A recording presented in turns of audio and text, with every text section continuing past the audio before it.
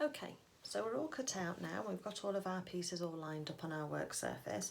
And what I want you to do now is get your sewing machine out. I've got a Janome. It doesn't matter what you've got, as long as it'll sew a straight stitch, then you'll be fine, because you can even turn it around if it doesn't do reverse. So don't worry, we can get around everything. So in my machine, I've got my thread lined up. Now, I'll just pull this off here, just with that one thread in it. I've got a neutral shade. This is just an off-white, like an oyster white, and it fits in very nicely. Now, it's not very good for demonstration purposes because it's going to blend in very nicely, but because this is going to be a gift, then and also for the one I want to keep for myself, then I'm going to be pointing out to you where I do stitch, but I'm not going to use a contrast thread because otherwise I'd just have to sit and unpick it all. So apologies for that. My dedication to duty is not as good as all of that. So what I want you to do first of all is find an outside and an inside of Luna's ear. Okay, so you should be able to find those pieces, and I want you then to put those two pieces right sides together so that they match. So we're going to match the bottom edge. We're going to have them roughly matched on the edges, and if you free formed your 1/4 inch seam allowance that we added, then they might be slightly off, but don't worry, we're going to be coming in enough in order to do that. And then for me, I just put a pin in the centre because that holds it steady enough. If that's not enough for you, and there's no right or wrong with this, so don't worry, just get a few more pins, but I would always pin them at an angle towards the seam that you are then stitching. So let me just put 1 or 2 in and start to show you this. So can you see we've got one coming across here, one coming across here, that one's straight up, so we'll put another pin here going straight up towards the point, and then we'll have some more going across to the sides. Oops, pinned cushions, I want to let go of my pins. And what that means is that it'll just hold those points steady for us. Okay, so I can take the one out in the middle, can't I? I don't need that one if we've got the ones down the sides. So we've got these pins going across like this, so can you see they're at right angles to where we're going to be stitching. We're going to start at the bottom here, so this is where the ear is going to go into Luna's head, so we don't need to stitch that bit, but we're going to start at this stage here. We're going to start stitching and come back on ourselves a couple of stitches, so reverse if you've got that function on your machine. If you haven't, just keep your needle in your work, so you can use the hand crank, or I've got a needle up, needle down button on my machine. Hand crank it so that your needle is right down into your work. Turn your ear round, do a couple of stitches, then lift your presser foot up again, and turn it back the other way. Sounds confusing, but I'll help you with it in a second. What we're going to do then is what we're trying to do is just start and secure our ends here, because if we leave this just as us just starting to stitch, then as we start to turn this out, these stitches will start to come apart and it'll make it look messy. So we're just securing those threads down at the bottom there, and then we're going to come all the way up to here. We're going to do what's called a pivot at this point here, and then we're going to come down all the way down the other side here, and then we're going to go backwards and forwards here just once again in order just to secure our stitches. So this bit here at the end is going to be left open. Okay, with me? Yep, good.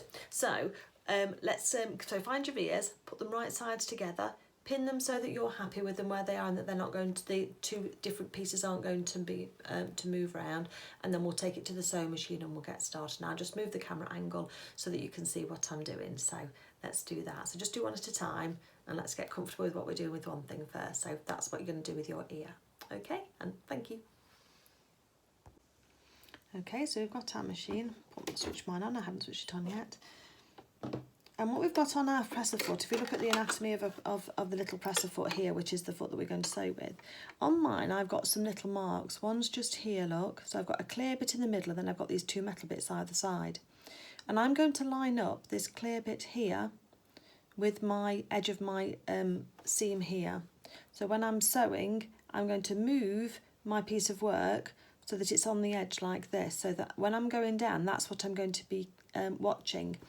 My needle's going to go up and down in the same place, because apart from going up and down, it can't move on this stitch. I'm just going to straight stitch. So the way that we keep our stitching straight is we find another point to move our fabric along, and in this case I'm going to use this presser foot here. So it's going to give us just over 1/4 inch seam allowance, the difference between where my needle falls in the middle of this aperture here and where I've got my fabric lined up on the edge of my presser foot. And hopefully you can see there that by just moving my work, I can then position this and I can follow it all the way along, and that'll make sure that my line's nice and straight. So this is what we call as our presser foot, and this is the up down button here that we've got a little catch for that lifts that so that we can place our work underneath it. The machine won't work properly if we haven't got our presser foot down onto our work. We're going to start with this ending with this lead edge here first, and I'm just going to put my presser foot down so that the mark that I'm using on my presser foot is there. I'm going to make sure that I'm not going to sew over my pins, because sewing over pins is not a good idea. One could break and we could it could jump up into our faces, but the other thing, maybe that's an urban myth, I don't know, but that's why we don't do it. But also, if you do hit a pin, it means you're going to have to change your needle, or it's going to put the timing out on your machine, so it's not a good practice to do that. So get into the habit of not sewing over your pins. It doesn't take long, just get used to that starting, stopping with your foot. That's what you're going to do. So this side I'm going to do it as if we haven't got a reverse button, and then on the other side I'll do it as if we have, just for those people, so we've got both ways. So if you've got a speed control as well, use that and bring your speed down, because we don't need to be zooming for any of this. And the other thing is, I'm on a straight stitch, which is number 1 on my machine. I've got my needle in the centre position, and my stitch length is 2.2. So as long as it's just an ordinary standard setting for the stitch, because on the ears there's no tension. We're not stuffing the ears. There's going to be nothing pulling apart, so that'll be fine.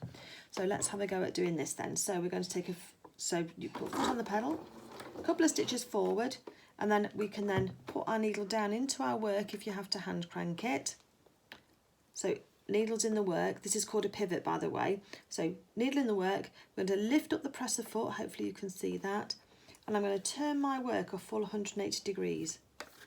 Move my threads out of the way. Always hold on to your threads when you start stitching as well. I'm going to put my presser foot down.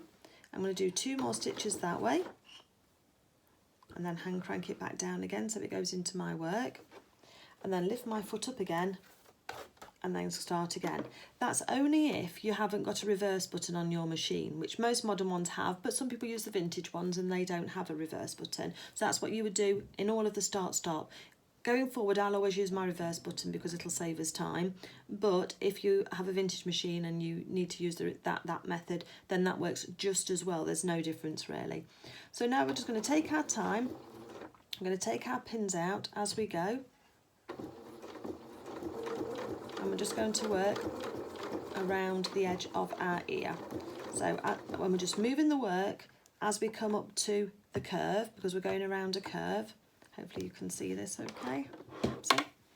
So we're just keeping the curve in line with the place on my foot that I mentioned earlier. So it goes round and round and round.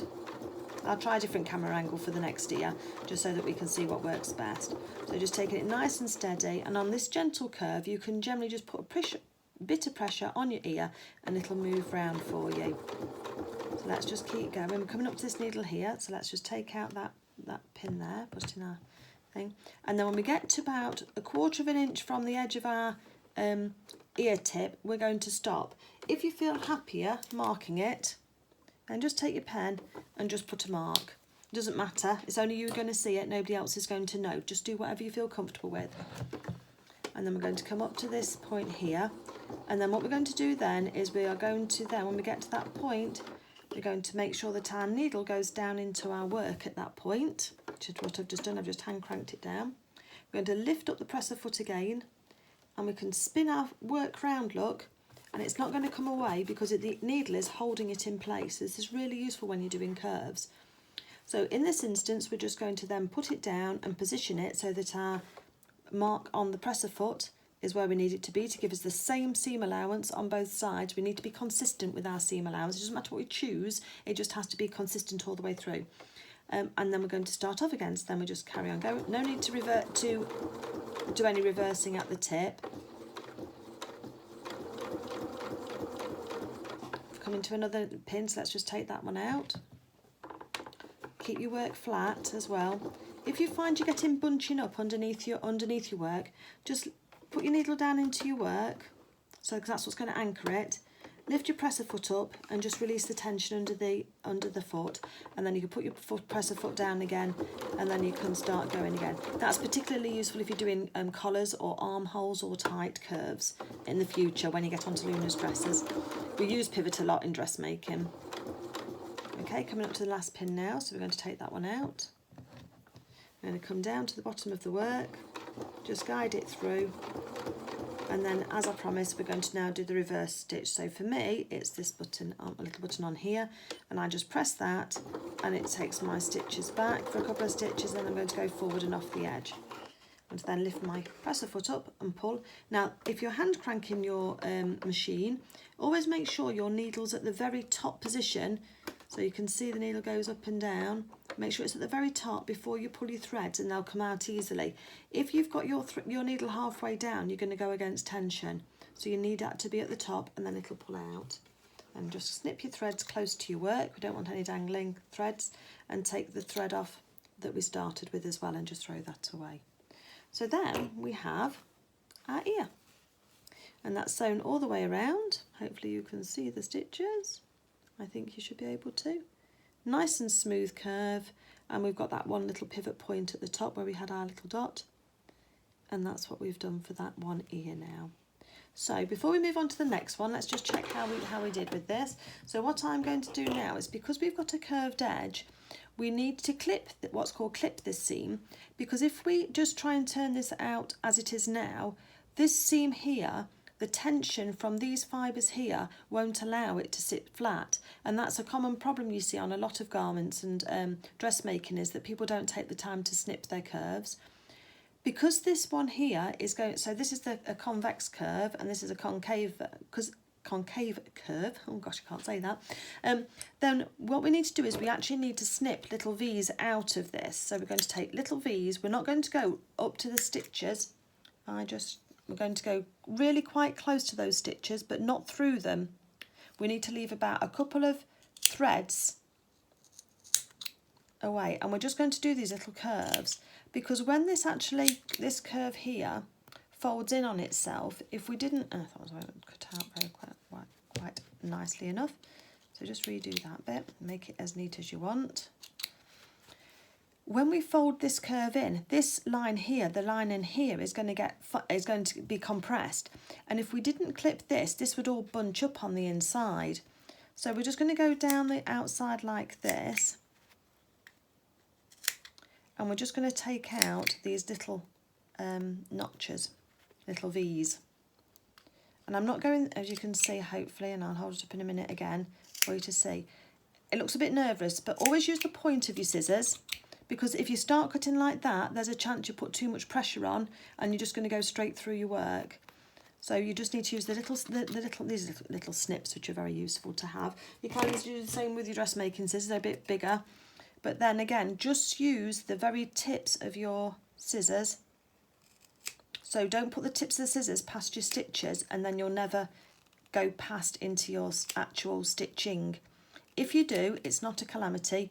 Just put it back into your sewing machine, and then just take a little bit of a thicker seam allowance, so that you've not gone so to mend that hole that you'll get otherwise. So that's what I do. The other thing that I've got, which I find very useful, is a pair of pinking shears. I don't know if you've seen these before, but they've got like zigzags. So these cut on the bias, on the little triangles, and they're quite quick. So with these, I can just start at the bottom. Again, being aware of where the little points on my triangles are going to hit the seam, and I can just cut around. It'll take off the excess, and it'll just concertina that curve for me. Both ways work, so it doesn't matter which way you want to do it, both will work. So I'm going to use the pinking shears, but if you can take the time to, so long as you do a clip of some sort, I don't mind which way round it is.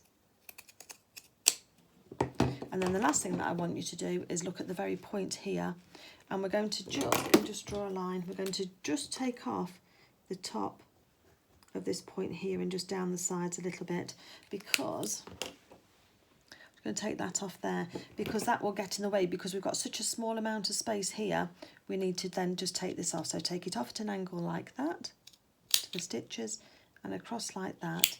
Don't get too close to your stitches, but we need close enough that we can just take that through. And then once we've done that, we're going to then turn this through. So just bear with me a second and I'll move this mess and we'll get onto that bit next. Okay, so we've sewn around our ears, we've got them both trimmed, so they're both the same. Now what we're going to do is turn them the right side round. The best way I found of doing this is actually if you pull both sides of your ears apart, you perhaps put your finger inside just to get them started. So if you pull both sides of the fingers apart, and then what I want you to do is just use your fingers to fold in the tip of the ear inside the rest of it, okay?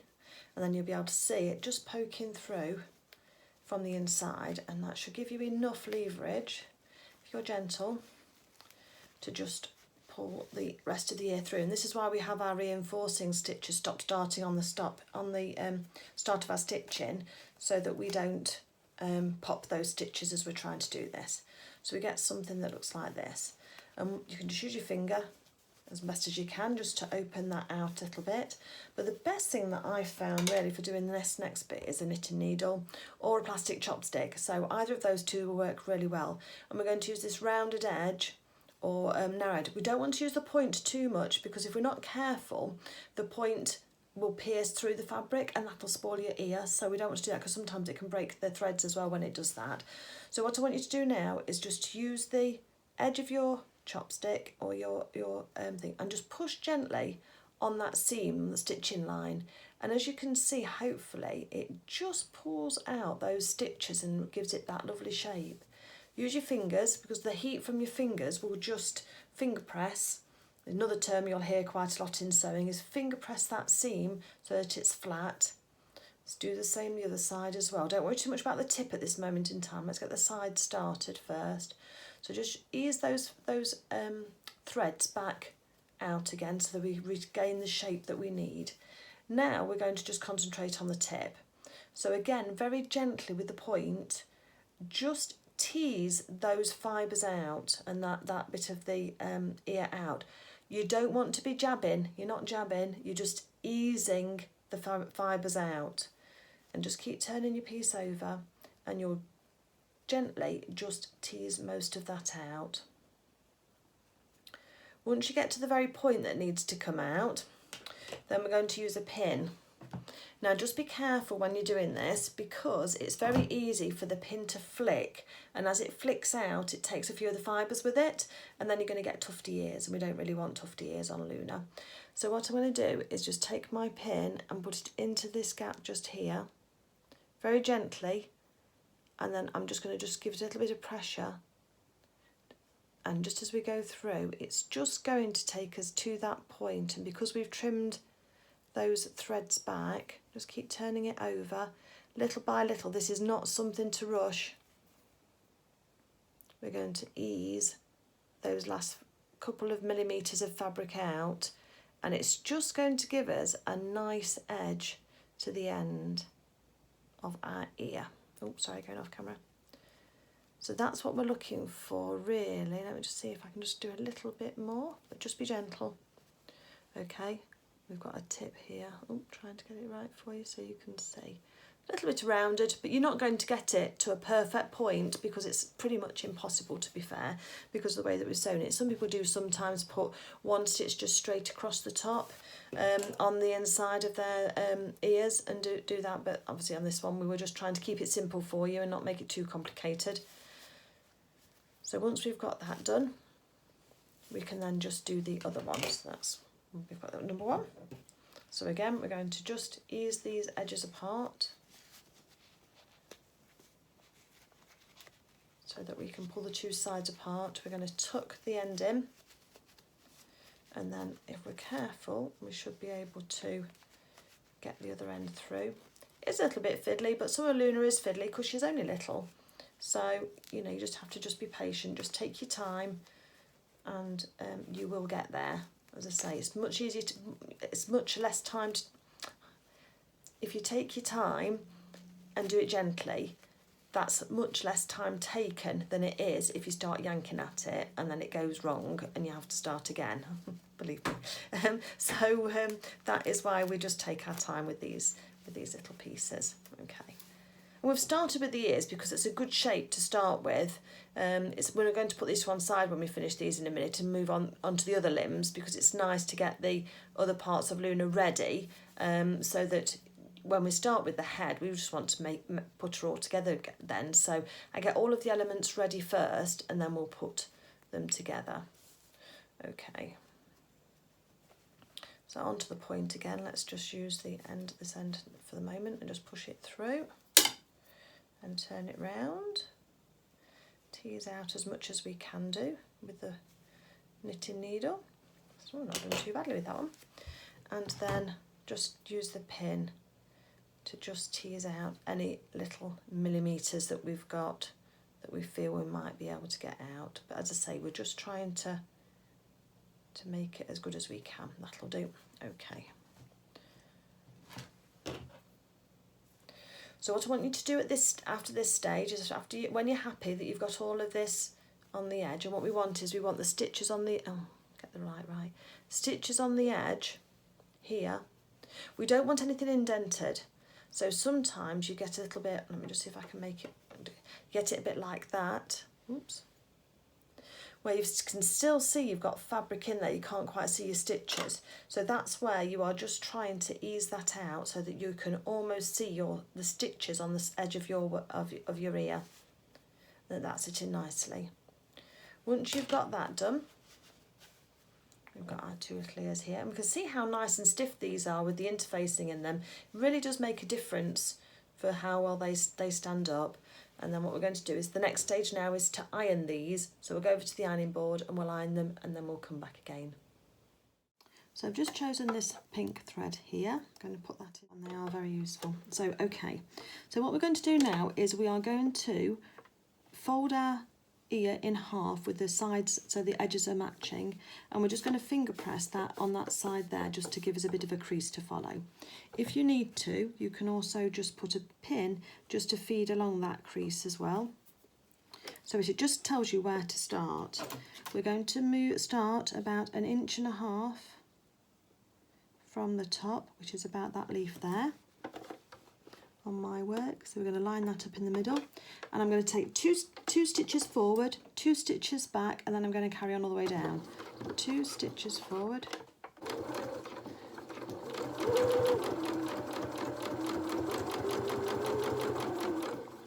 can't see, and then I'm going to use my reverse button to just finish off that stitching at the bottom, just to make sure that it's secure. And take your ears out of your work and snip off your threads. You can snip these off close to the top because we have secured that thread. And there we have our ear with our contrast colour down the front. We've got our pink coming down the front here, and we've got our extra thread there, our natural colour on the end. Do that for both of your ears. I've done the other one already. And then what I want you to do is fold them in half, and then I want you to feed them into the machine so that the folded edge is closest to you. So, hold on a second. Back to taking the ears. Fold it in half. I want the folded edge towards you. So, fold it in half, folded edge, and put that under your presser foot. And you're just going to sew on over the bottom, just 1/4 inch. So we're just going to take a few stitches through. Might need a little bit of a help. And then just stop. Take your other ear, fold it in half too, and then I want you to put the folded edge towards the other one, so you've got the 2 folded edges of your ears together. Same seam allowance, make sure they're even and lined up and as close together as possible. So push this second ear in so there's no gap between them, and then just sew straight across. No need to reverse on this. When you've got through, you can just cut your threads. Okay, and what we're ended up with is 2 ears like this. Okay, they've sewn over just the bottom 1/4 inch there, but when we look at them, both of the inserts are pointing outwards. Okay, and the folded edges are lying together, and that's where we are with our ears for the moment before we go and put them into the head. But for now, that's what we wanted to do just with those ears. So if you can get to that stage and then come back to me.